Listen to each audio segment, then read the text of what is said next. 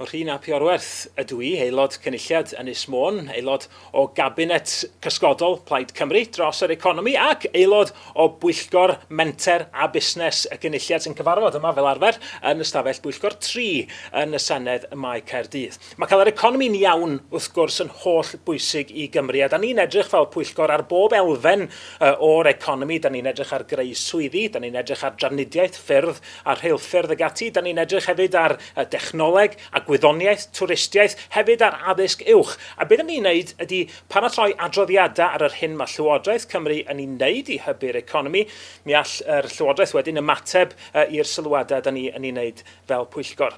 Mae hefyd yn rhan o'n gwaith ni sgriwtineiddio unrhyw ddeddfwriaeth yn ymwneud â'r economi sy'n dod o flaen y cynulliad a hefyd i edrych yn fanwl ar gyllidebau. Felly mae yna gyfrifoldebau eang i'r Pwyllgor.